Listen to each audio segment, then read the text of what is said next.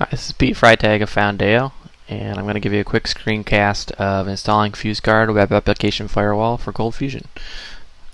So we've got our example website here, which is a site that has a number of different vulnerabilities in it, such as SQL injection. We've got a file upload vulnerability, which allows a CFM file to be uploaded and executed on the server. We've got some cross-site scripting vulnerabilities that allows parts of the page to be modified as we see fit. And so these things aren't good, and we want to be able to protect against these types of vulnerabilities that might show up in our code. And because just like any type of software bug, a security vulnerability can show up without you necessarily knowing about it. So it's always good to have something in place to help keep you protected from these types of things. So that's exactly what FuseGuard does. So to install it, you're going to download the evaluation from our site, foundeo.com/security. Click on this link and then fill out this form. From there, you're going to get a zip file which you can extract, and the first thing you're going to do is take this FuseGuard folder and just copy it into your web root. So we'll paste it right in there, and that contains really the core of FuseGuard. Everything it needs is basically in that folder.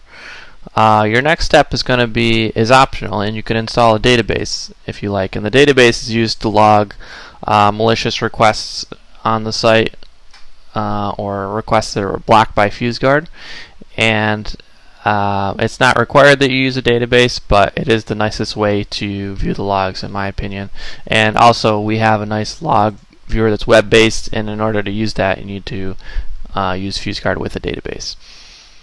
So if you don't use a database, you can use other facilities for logging. We have a logging API that you can extend to write your own, or you can use the CF-mail logger to send an email. You can use CF-log logger, which will log to the file system.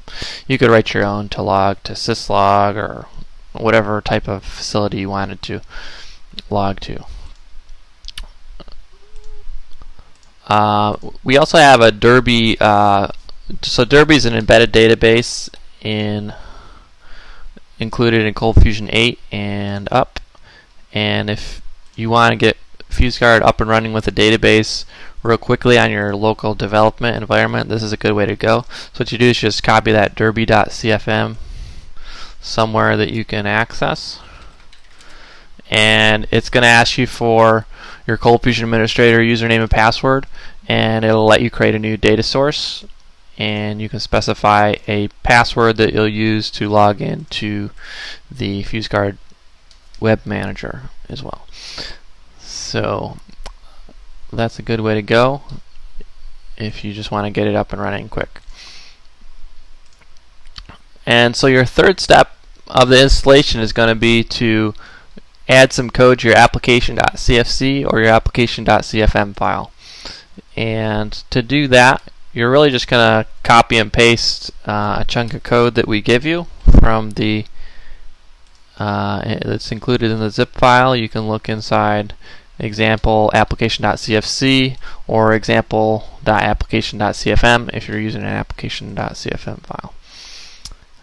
Okay, so this is our code here, and once we put that in place, FuseGuard should actually be running using the default configuration and should be blocking requests. So if I retry this particular request here, now I'm going to get blocked by FuseGuard.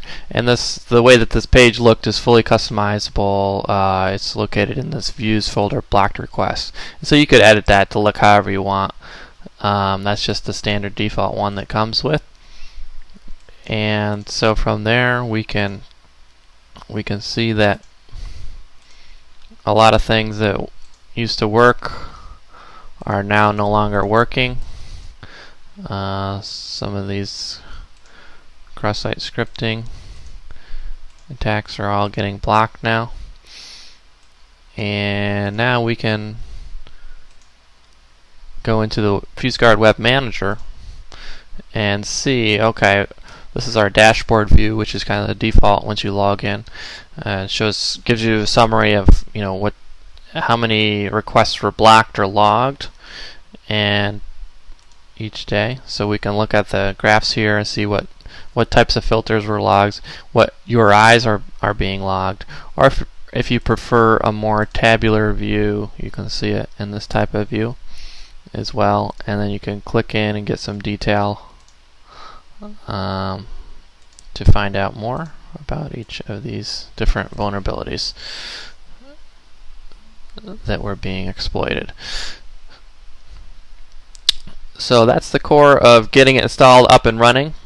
From there, the next thing you might want to do is modify the configuration a little bit. And so if you go into your FuseGuard components configurators folder, you'll find a number of CFCs in there that you can use to customize how FuseGuard works. So one of the first things you'll notice is that you can specify a default log level and a default block level.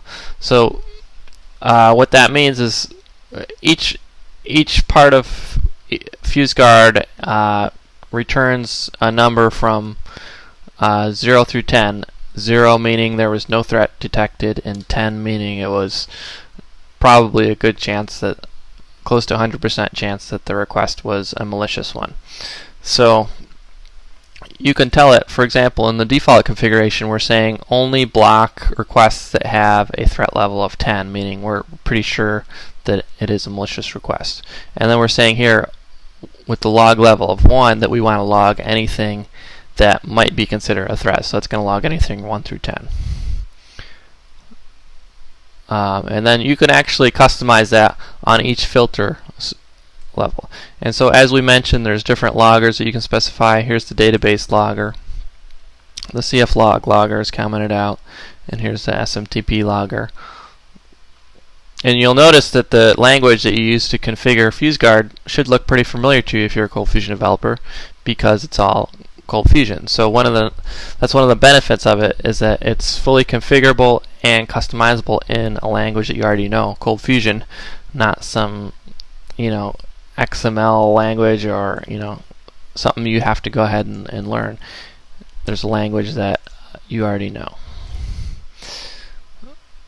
So FuseGuard is a set of different filters that inspect a request and then return that number from 1 to 10, giving it the threat of the request. So we've got a number of different filters here: repeat offender filter, simple IP blocking filter, ID validation filter, and you can see they're all added here, and some of them might have different options that you want to set on them, and you can do that before you add it into FuseGuard.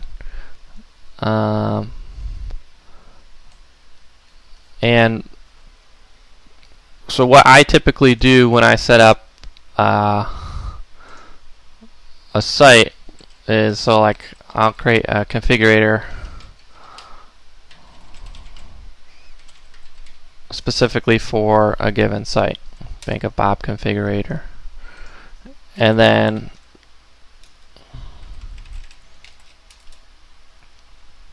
you could have it extend the default configuration and then customize it from there.